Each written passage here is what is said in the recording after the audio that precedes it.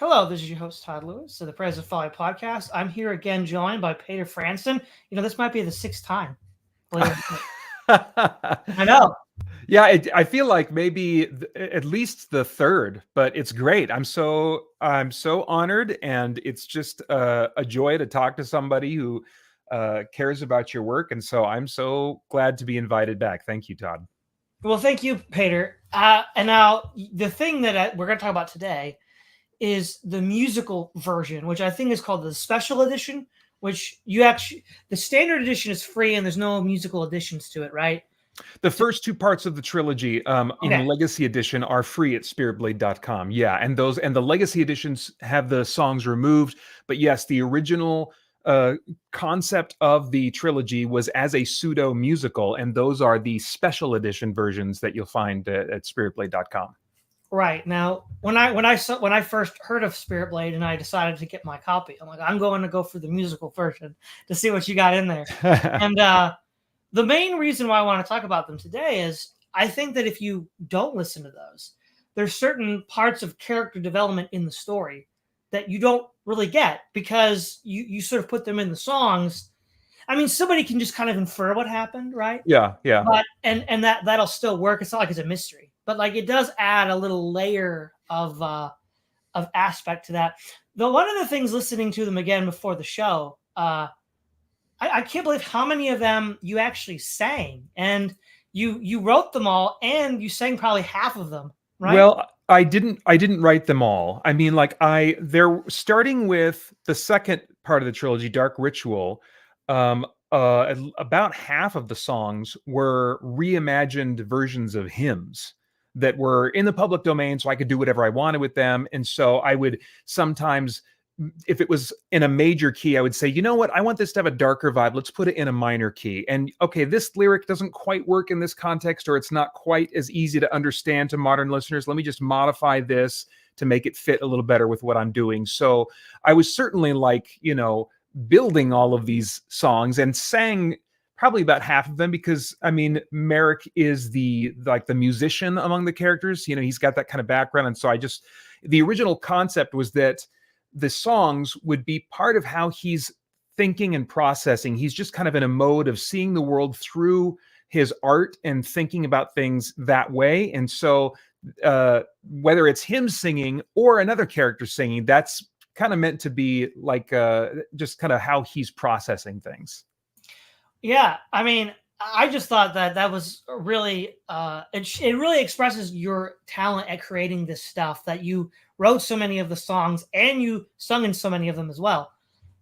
Did you have any training growing up as a singer? Did you go to Yeah, that was my primary education in college. I got a vocal performance degree, so I went through. Even though I don't have a particular passion for say opera or classical music, that was the program that I went through. So I got that kind of training, and then with the intent of applying it more to a pop type of sound that I could leverage now a little bit more classical technique too. So for example, in the songs for both, well, maybe all three. I think in all three parts of the trilogy, there are songs where there's say a men's choir in the background. And that's my voice doubled over multiple times using different tonal qualities to sound like not just one voice doubled over, but like a group of baritones or a group of tenors and stuff like that, So that is more where I would apply some of that kind of classical training, is in those men's chorus type moments. And then Merrick is singing in more of kind of a pop tone. But yeah, that's totally part of my background, both growing up doing a lot of singing, performing, and then in college, that was my education.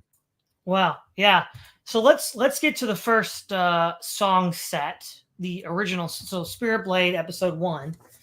There's a lot of interesting songs here. I think let's start with Soldiers, right? Because that's basically a sort of description of the psychology of the people who are a part of the liberation movement, right? We don't really see a lot of the personnel very much. There's a little bit in the first episode when they get attacked by Shock Division, and there's a little bit at the end of the final one where they also get attacked by Shock Division. They're kind of playing the red shirt card right now, but here you sort of get them showing their best. Like, what are we doing here, right? And it's a nice, succinct description of what the personnel of the Liberation are doing. So, what were some of your inspirations for that song, Soldiers?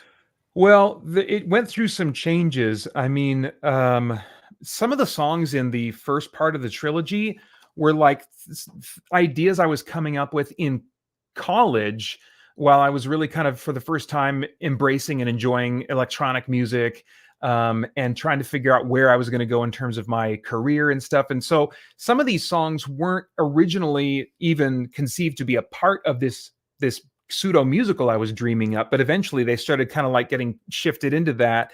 And the very first version of this song, which is not the version you hear in the special edition, had more of a it's really cringy to think about now, but kind of a Queen inspired almost sound to some of like the stuff that was going on vocally. But I changed it more to have more of a mysterious vibe, and the chanting got added in with the men's chorus going shi to te quoniam, which is Latin for, if I remember correctly, something along the lines of know that the Lord is God of all the earth. I believe it means something along those lines. I have to look again. I did that research a long time ago.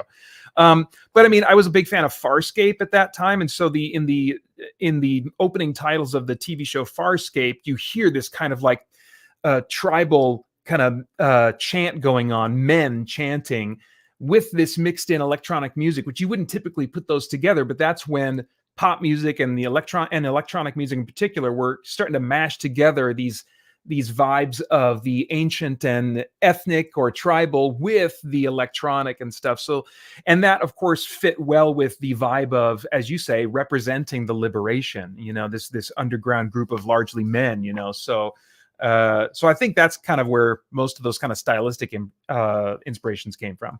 Now, the other thing about that is it introduces a stylistic trend that we'll see in both Dark Ritual and A World of Shadows, which is this sort of like medieval vibe. Because I definitely, maybe it's the chants, right? But I do get this like medieval vibe.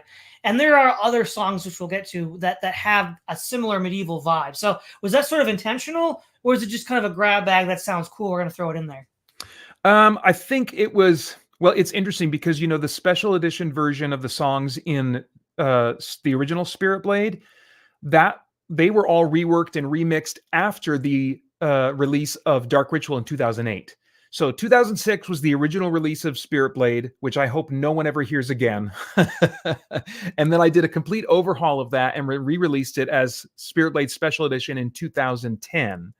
And so really it started as something in Dark Ritual, and that at that time was largely about representing the fact that this group of pseudo Christians, whatever those guys were, you know, that tribe they ran into that was being led by, you know, evil forces, I imagine them as having fragments of songs and liturgy and stuff from church history that then got twisted over time. And so that's kind of where I saw a medieval or just a more generic ancient type of vibe coming into the inspiration. And then that kind of retroactively made its way into Soldiers a bit. But at the same time, I also look at the Underground Liberation as certainly trying to recover fragments of the Bible wherever they can find them. And sometimes that's going to be quoted in other materials such as liturgy. So I can imagine them having some exposure to Latin texts and different things like that from church history that they're all trying to pull together and glean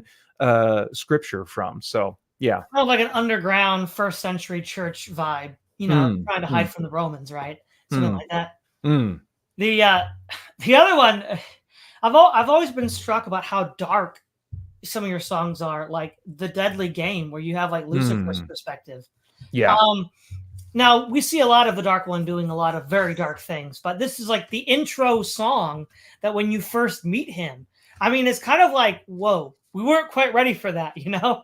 Yeah. Yeah. It goes to like a really dark place. And it's very deceptive. It's very like Satan, because the way he's singing that song is acting as though, and maybe even self-deluded, to think that he's not going to be first and foremost suffering, you know, under God's judgment. I mean, that's hell is not created for people. It was made for the devil and his allies, you know, and it's just where a lot of people are going to end up. But that's not chiefly what it's for. It's primarily for the Dark One, you know. And so he's being very playful, and he's kind of talking about these little scenarios that he can only speculate about, and we can only speculate about. There's so much about the nature of hell that we don't understand, and so he's just pulling from fiction and whatever he wants to. He's just largely, I mean, there's some truth in there for sure, but he's largely just messing with Merrick, you know, and trying to shake him, you know. So it goes into some really graphic, you know, splintered bone and twisted, pained expressions, melting flesh that smells as sweet perfume. I mean, yeah, it's freaking dark, and that's what the Dark One is going for. Yeah, no, I mean, you really hammered that darkness. Now, I think the first song that really sort of is a sort of exposition of character development that is important is Golgotha's Tale, which is at the end of Merrick talking to was it Ezekiel? Isaiah. Okay, yeah. So we do get that in like the non-musical version, but this also is sort of like this. The Isaiah discussion is him being reasoned through the arguments. Yeah. Golgotha's Tale is sort of like this inner subjective experience where he accepts it. And it's more on a personal level. I mean, he's kind of like, I mean, at the very end of that exchange between him and Isaiah says, you know, he did this all for love. He did this out of love. And then Golgotha's Tale really kind of like explores that, like the weight of what he did for us out of love. So yeah. Yeah, and no, I've never listened to the version that doesn't have all the musical elements. In the very first set, you know, the Spirit Blade, does it open up with Merrick composing that song where he says he's got that emptiness inside of him? Yes. Okay, so like even in the version without the music in it, it has that fragment of that song in it. Yeah. And I think that repraises itself, right? I think it's in The Reason, right? That's where he fills that, or is it Golgotha's Tale where he fills? No, it's The Reason. The Reason is what he's working on at the beginning, and I think in the Legacy edition, I even abbreviated a little bit more. I didn't go as far as it went in the full-on musical version, but just far enough to give us an idea of what Merrick is processing. Clearly, he's processing something, you know. There's a great commentary on the movie The Wizard of Oz, which kind of points out that like Somewhere Over the Rainbow started a template that musicals followed almost universally after that, where the protagonist has an I want song, you know, where they come out early on and they sing a song about what's wrong and what they wish was different, you know. And so this is his Somewhere Over the Rainbow that he's kind of processing. And if you sort of like look at several key songs in the original Spirit Blade, they sort of all mirror various stages of Merrick from the beginning to the end. So, you know, The Reason is hinted at in the very beginning when he's composing music. Destiny is when he's chosen. Golgotha's Tale is when he, you know, inside of himself finally accepts the truth of Christ. Yeah. And then The Reason comes in, so you see the finished song. Yeah. And then it ends with Fly, where he, yeah, that to me, when I heard that, it kind of reminds me of like Neo at the end of the Matrix, where like you know, he's at the phone booth and then he flies away. I don't know if that was what you were going for, but that's certainly what it felt like, that Neo moment where like he realizes what's going on. So all of that adds multiple layers to Merrick's development, which I think help accent what we see in the first episode. Yeah, I mean that's the hope. I think that there are certainly some songs that I wish were a little bit more personal to the characters singing them, but I guess I just didn't have that in me as a writer. And I'm just surprised and delighted that you want to talk about the songs, because I really feel like that is the weaker part of the project as a whole, and why the Legacy editions are my preferred editions. And that's also because, you know, everybody's stylistic tastes are going to be so different. If I want to get someone to step into the world of Spirit Blade, I feel like removing the songs is like one barrier that I can set aside. And then if they really get hardcore about it, then they can, check out the special editions at some point down the road. Yeah, well, I'd like to just say I think they're great. I don't think there's really any bad song on the list. I really think they all help in their own way to. Let me put it this way: you salt food not to taste the salt, but to taste the savoriness of the food that the salt accentuates. Hmm. So I think these songs can be viewed as kind of like salt for the show. Oh, well, thanks so much. Appreciate that. You're welcome. Now there are two songs. Well, actually, so this is where I think the musical part really sticks out is with the torture sequence of Merrick. There's two songs that really accentuate that: "Death Come Quickly" and "Necromancy," which if you don't really have those, the torture sequence for Merrick is bad, yeah, but like it doesn't. Most of it's dialogue with him and Salos, so Yeah. the idea of the actual torturing isn't really going on, right? And so those two songs, I think, really highlight how bad Merrick has it. Like Merrick is just up against the wall right now. Yeah, well, I mean, necromancy takes us inside his head. The rest of the time, it's like an audio drama or a movie or a play where you're just getting dialogue. But like books, novels, and musicals, both can do this unique thing in fiction, as can comic books, where they take us inside the thoughts of the character and in a deeper way allow us to understand, as necromancy does, that like Merrick, like he's ready to, and likewise Ran in Death Come Quickly, these guys want to die. These guys, like they're just like freaking about to give up, and I think Merrick especially, and I think Ran is willing to hold on because he thinks he's going back and forth really in that song between like, I'm willing to stick around if you'll help me and if you'll make me stronger through this. But then again, if that's not the plan, if you could end this now, I mean, so yeah. So there's so much like heart in that. Is that coming from like any of your experiences or people you know? I mean, that's not something you just like fake, Yeah. So Dark Ritual was written starting around 2006. And it was September of 2006 that I released the original version of Spirit Blade. But from 2004 to 2006, I had been the worship pastor at the church that we still go to. I now serve on the elder board for, but I was for 2 years the worship pastor and took our church through a major philosophical transition that was taking us from a more kind of like passive, spectator mentality for those attending and singing songs and stuff, to really trying to help people engage on a heart level. So it was a really important transition, but it was a difficult one, and I didn't make all the best choices in that transition either. So as a result, there were some people that were very unhappy with me during that time, and as a sensitive artiste, I was all the more sensitive to that. And so for about a year to 9 months to a year of that, it was really, really difficult. There was at least one, if not several occasions where I would just close my office door at the church and crawl under my desk where no one could see me just so I could sob and get it out of me, And so it was really in the midst of that I was creating the basic idea and template for where Merrick was going to go. I knew even before those bad experiences that Merrick was going to go and find other believers that had a different tradition, had a different take on what it was to be a seeker. And it probably would have some negative aspects to it.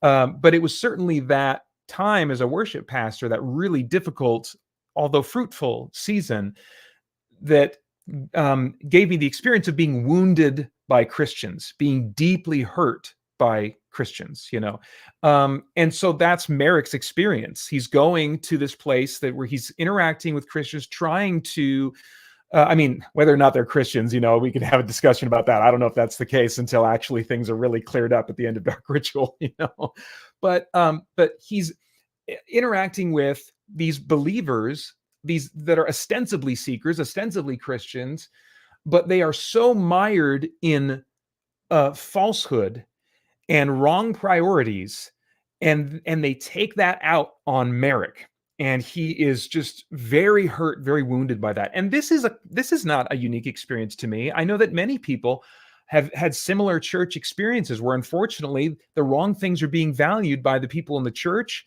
and they're not being loving and thoughtful in the way they should be.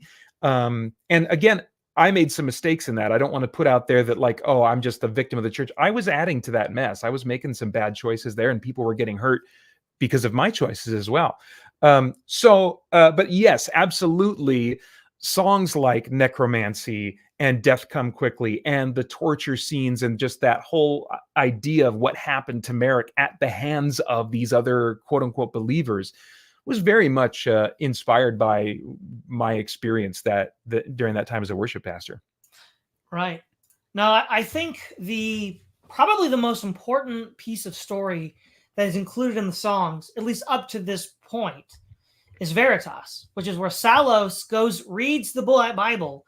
Because I'm trying to imagine how that cut would be made if you don't have Veritas, because we don't actually see Salos read the Bible and then figure out, oh my, I've been lied to my whole life.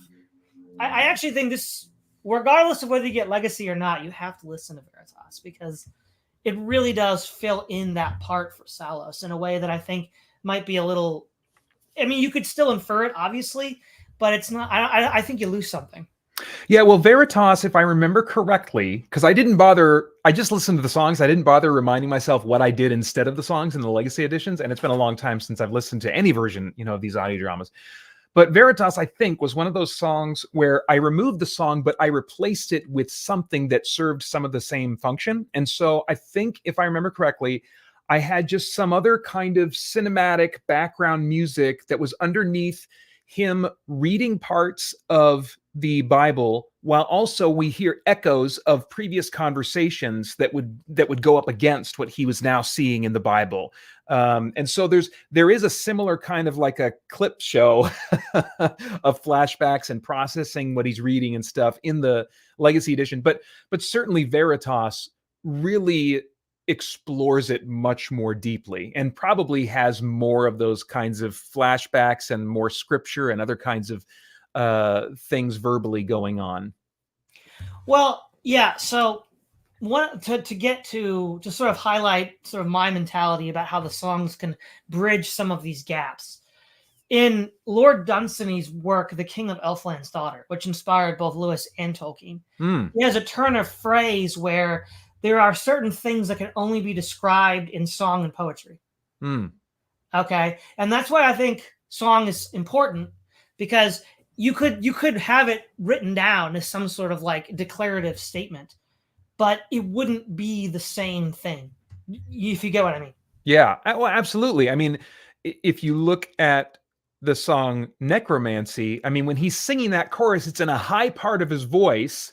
And so I think really effective melodies will in some way represent a rise and fall in inflection, or will represent a tone that someone's having, like maybe it'll be a lower pitch, a lower part of the singer's voice, and a hushed quality if it's meant to have a quiet, contemplative, prayerful quality. Or if it's crying out to God, then it's going to be louder and higher in the singer's voice. And so absolutely, I think that that's true, that there are just some things that certainly in poetry, but in my mind, especially in music, because of that added layer of both the vocal line and whatever might be supporting it instrumentally, that it just adds so much more to what the thoughts and feelings are that are being processed. Yeah, yeah. And the last song for Dark Ritual is Used, which is after Vincent goes rogue. And that sort of sets up the future tension between Vincent and Merrick throughout, right? And I think that's kind of a useful point to end on for someone who is not yet going to get to, who has not yet listened to A World of Shadow, because it sort of sets up, okay, what can we expect between the tension? And of course, as you have Vincent say, he's doing this because he thinks he's helping people, right? Yeah. In his own, twisted way. Yeah. Which is another, I mean, that's just another form of the same thing that the Sanctafi are doing, and that I was processing, that there are, and of course, I've seen this for the last, I don't know, 17 years, however long I've been doing my online ministry, Christian Geek Central and Spirit Blade Productions, I see it online as well, maybe even more so because people feel more free to just say whatever's on their mind when they're, typing on a forum or on comments under videos or whatever, that you get the sense that many Christians, and we can all fall victim to this mentality. We think that we've got a mission, that God has told us to say something, to communicate something. We have a message that this person so-and-so needs to hear. They need to be corrected or whatever the thing is. But we feel this internal or self-righteousness, that leads us to say things that put us in unnecessary conflict with other Christians and in ways that unnecessarily cause damage as well. And so, yeah, this is a moment where Vincent is has that kind of internal conviction. And he thinks to himself, maybe he's being used by God, maybe he's being used by the cosmos or whatever weird theology and spirituality he's kind of adopted at this point. He thinks he's being used by some greater power. He kind of is, but not the one he thinks. Yeah, exactly. And that's why, the chorus says, who is using you now? Who is really using you now? You think you're coming across this way, you're thinking this way, but who is really making use of you? Yeah. Yeah. Now the final one, A World of Shadow, Day of Wrath is amazing. Right after Vincent. Well, you can thank Mozart for that. I know, but what? But the way you did it, right? The way you did it, you open up with Vincent, going on a rampage against Shock Division, killing the Falcor clone, and then you cut into Day of Wrath, and I'm just like, wow, this is like the 10-minute opening. Yeah, that was definitely. I took inspiration from the opening of X-Men 2, X2, whatever that was called, where Nightcrawler storms the White House. Also, Day of Wrath, Dies Irae was playing at that time. But going back to that, they didn't nearly put it into the mix as much as I would like. It just feels like a bare hint of it compared to what I would have liked, And so I was like, man, I want to use that song for somebody just storming a place, And so that's a big part of where Day of Wrath came from. Yeah, the way you put it right in at that point in the story was like that's where you put it. That's where you're supposed to put it. Yeah. Another, again, I think this is probably another really big story development part with Salos is Mercy, right? Because the tension in the third installment is Merrick forgiving Salos and Salos trying to forgive himself, and they both have to realize that they can't do that. God has to do that for them. Yeah. But this element here shows us a little bit of what's going on inside Salos. Yes. In a way that I think, again, you might miss something. It's still there in the interactions, but this shows you how sincere and how much Salos is struggling in a way that an interaction with Merrick doesn't quite do. Yeah, and I think the more that we can get into Salos's head, the more we can feel sympathy for him, and then we, I think, better experience the complexity of his relationship with Merrick, because Merrick, understandably, I can't imagine the journey to forgive Salos for what he did, which is why in that story, I don't really show how that plays out. We jump forward at the very end to a brief snapshot of their relationship decades later. Because I could only imagine that something like that, at least for me, would just take decades of rebuilding trust, rebuilding any kind of relationship with somebody. But having said all that, Merrick is a bit in the wrong. He's at times being overly hard on Salos. And in order for us to really feel that as much as I wanted us to, Mercy becomes a valuable song for us to really get inside of Salos and experience some empathy for him. Right, because you sort of see that he's got a long way to go from where he was as this violent cult leader to where he's going to end up. Yeah. And so this sort of looks behind the veil a little bit to see what's going on inside. I think two interesting songs together are Running Out of Time and The Endless Unknown, which both have to do with rushing to get a job done. That's and Running Out of Time, that's literally the main thrust of the song. Merrick is like, well, we can't do all these things. And the Yeah. endless unknown is also a bit of an accentuation of that. And of course, how does Merrick sort this all out at the end? Merrick realizes he doesn't actually have to do it because it's not for him to do. Yeah. Right now that decision, when he realizes in that last vision he gets that he doesn't have to do this, God's already done it. These two songs help sort of get inside of his head where he's sort of burnout. He's just rushing around trying to do things. And I think these two songs really are helpful in getting inside of his burnout mentality. Yeah. I mean, well, Endless Unknown, I mean, ultimately confronts him with the holiness of God, the incomprehensible holiness of God. I mean, if you can't catch it all just from listening, probably, but that's why I put the lyrics for all of these songs on at spiritblade.com. If you go to the merch and media tab, you can find the lyrics for all of these songs. But there's all these theological concepts that are kind of subtly being spoken at different times during the song: immutability, ineffability, infinity, aseity, immensity and unity, uncausality, actuality, immortality, necessity, simplicity. I mean, all these ideas, each one of those you can have a whole doctoral thesis on, and he's just getting pummeled with them all at once.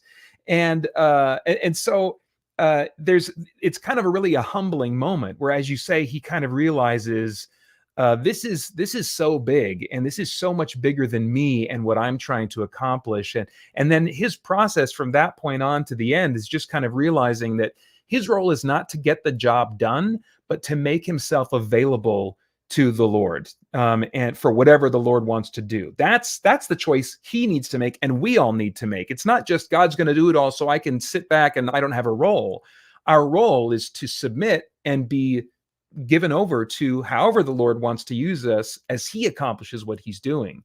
And then running out of time is really about how difficult and hopeless, I guess I should have talked about these in reverse order, but how difficult and hopeless the task of the Christian can seem when we're trying to love and care for a world that hates us because we kind of suck at loving, and our time is running out to figure out how to die to ourselves and love people the way that Jesus loves, and so that's definitely what was going on in both of those songs that certainly have a context for the story itself, but also were intended to have a broader context for all of us as listeners to kind of be thinking about. Yeah. And the last song of A World of Shadow is My Unbelief. That's where you have, he's asking for faith to go through. See, because now he knows what he has to do, which is to give up his control. There's a line in the not on the song, but in the show, where he says he just wanted enough control to not be in pain anymore. Yeah. Right. And then he has to give even that little bit up in order to be ready. And it kind of reminds me of the synagogue leader who said to Christ, I believe, help my unbelief. Right. That's exactly what I'm quoting. It's. And Jesus met him in that. He was coming because he, if I remember correctly, wanted healing for his son. And he said, I believe, help my unbelief. So like he wasn't all the way there. He was wanting to believe, and part of him did believe, but he also recognized I got a long way to go. And Jesus didn't say, well, okay, go away, you figure out how to trust me fully, and then we'll see about your son. No, he healed his son, and so and that so speaks to my temperament. I am just such a second guesser and a doubter. Christian apologetics has been very valuable to me, not to prepare me to witness to other people, but to silence the very emotion-fueled, not reason-fueled, but the very emotion-fueled voice in my mind that says, what if you're fooling yourself, So I am just like a doubter and a second guesser by nature. And this is like my theme song, I feel like, in life, is echoing what that man said to Jesus. I believe, help my unbelief. Yeah, and there's a few songs that sort of deal with one in each of the episodes that deal with trying to get God's voice, right? There's All and Everything in Spirit Blade. In Dark Ritual, there's Lead Me. And then in a song of World of Shadow, Speak to Me, and those are like, it's like the same refrain in all three of those episodes, right? Yeah. Where are you, God? I'm looking for you, and you're not there. Yeah. Yeah. So is there anything that you'd want to add? Because I noticed that's like a trend that those three songs are all a refrain on that throughout. Yeah. Well, one that you didn't mention from Dark Ritual is silence, where Merrick is saying, "Why now your silence?" I mean, I want to let me find actually. Let me pull that up because I printed the lyrics out. Let's see here. Why now your silence? Why have you neglected to extend any guidance when I want to obey? And that also speaks to my experience just in ministry, in my online ministry over the years. You know, sometimes I just feel like I've wanted more direction. I've wanted more confirmation that this is actually what God wants me to do. But God has not like given me strong impressions in much of my ministry life in the last 10 years compared to maybe when I was in my 20s, and I would get some stronger impressions that seemed like leadings from him. And so I've had to wrestle with what feels like God's silence myself. And so, yeah, it's those sentiments of, Lord, lead me. Would you tell me what to do? And expressing a willingness to follow, but I just want confirmation. I just want assurance that I am doing what I am meant to do, you know, in your plan. That's so much a part of my life, has been for a long time and still is. Yeah. Now, one thing that I think I would want to say for a lot of people who are in that position, part of it is they haven't read their Bible enough, because there's some life issue they're dealing with that there is actually an answer that you shouldn't have to pray for, in the sense that it's already there, right? God doesn't need to tell you again. Yeah. Now, in the case of Merrick, it's gone, right? The Bible's actually not there because it's in fragments and it's only completely held by the Falcor company. So in his case, he's a little bit different. But for a lot of people, I think they fall in that position because they aren't familiar enough with his word. Yeah, and it was my my boss when I was worship pastor, the founding pastor of our church, that when I talked to him once about what I was experiencing, he said that that's actually pretty common, that God will move in some powerful ways and provide some guidance through some really interesting orchestrations of events in our lives. Will kind of speak to us in these powerful ways when we're earlier in our faith, and then as time goes on, will really ask us to be in his word and to be learning from him and submitting to him and his word, and also learning his word by doing that with other believers, not just as a solo effort, because none of us, I mean, hey, it's really cool that the Sanctafi, I guess, can cast a Sanctafi spell to speed read the whole Bible in a night, but the rest of us, we can't do that, you know. And so that's when the local church is just so important to help us. That's another way God can speak to us, is through others who know his word better than we do and can kind of speak into our lives in light of that, you know. So you're absolutely right. And at the same time, there's also some degree of frustration and silence that we're inevitably going to be dealing with, no matter how familiar we are with the Bible. But then you put it in Salos's mouth. Sometimes silence means no.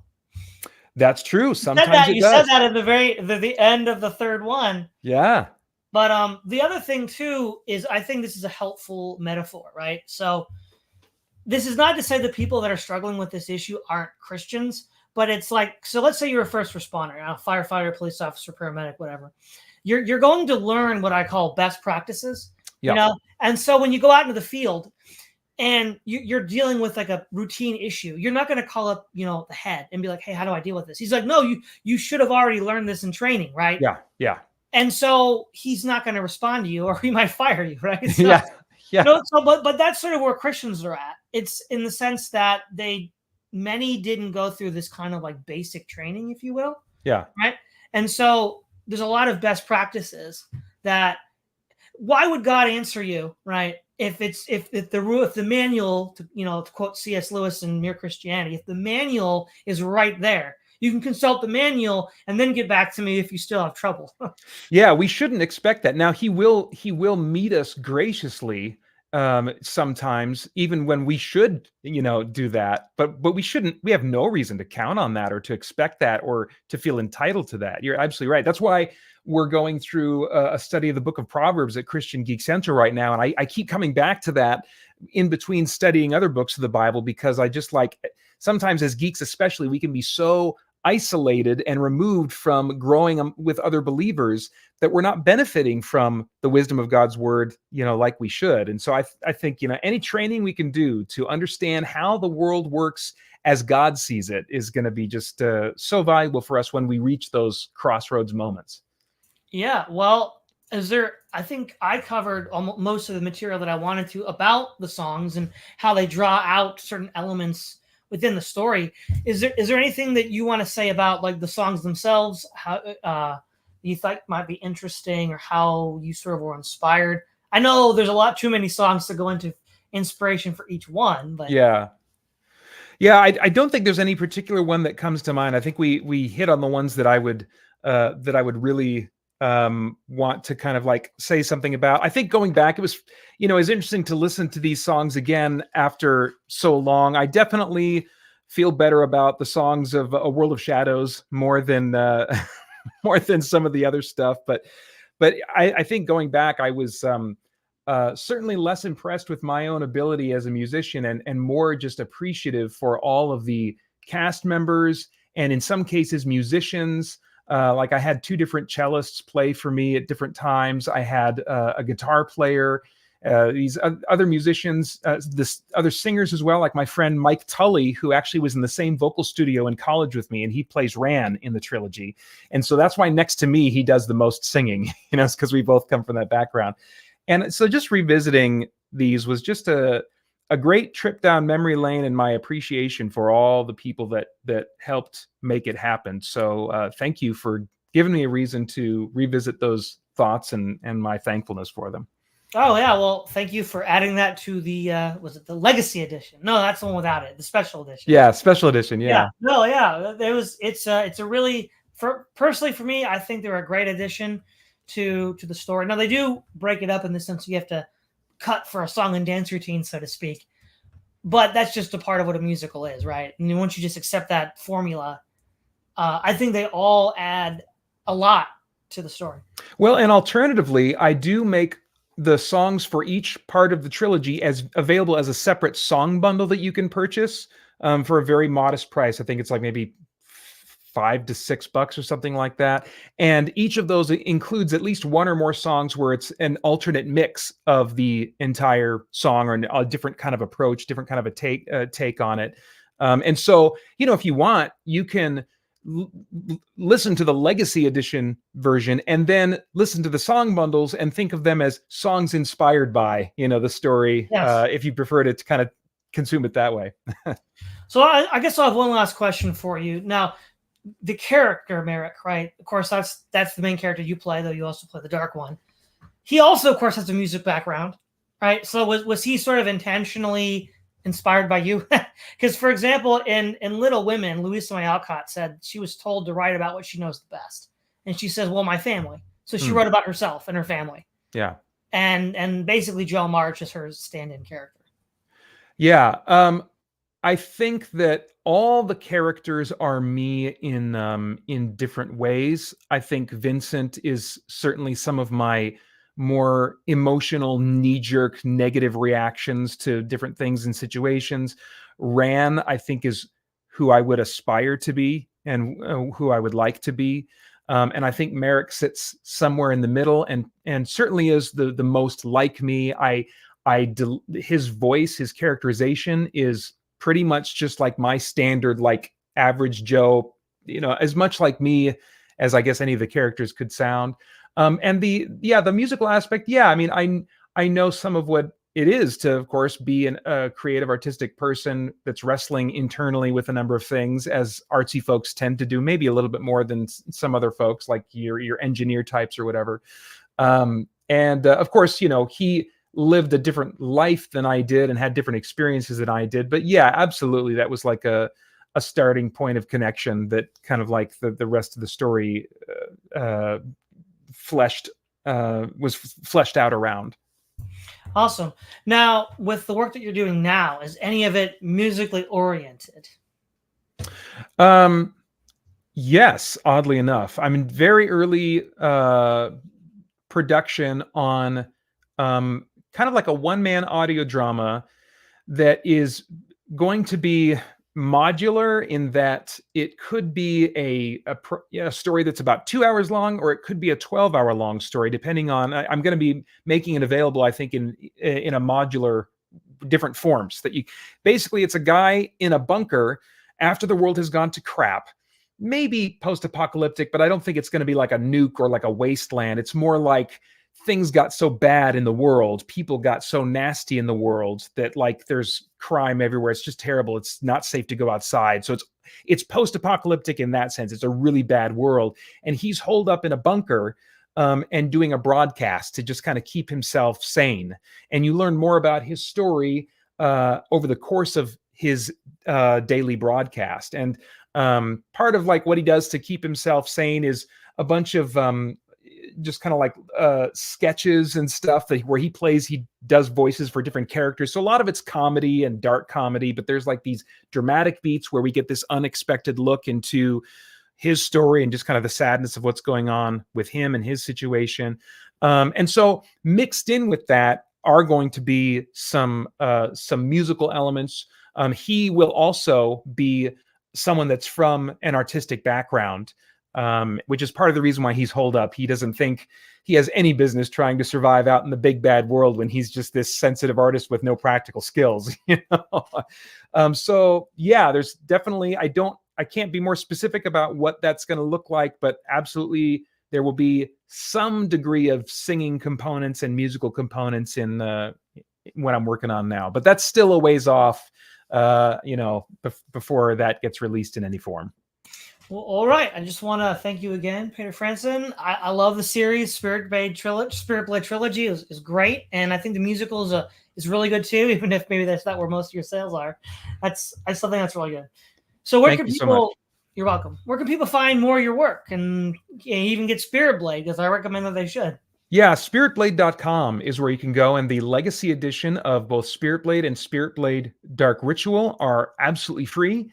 And you can also get the legacy editions, I'm pretty sure, still on Amazon and iTunes, but I think the best price is probably at spiritblade.com. And then also 100% of it goes to me instead of like Amazon and iTunes or whatever getting a cut. But either way, if you want to get it either of those places and leave reviews, that is really helpful, leaving reviews and stuff like that. And then patreon.com/spiritblade productions is where my ongoing stuff related to Christian Geek Central and updates every now and then for audio drama related stuff. All of that can be found at patreon.com/spiritblade productions. All right. Well, thank you again, Paeter Frandsen. It's always a pleasure. Thanks so much, Todd. This is Todd Lewis of the Praise of Folly podcast, signing off.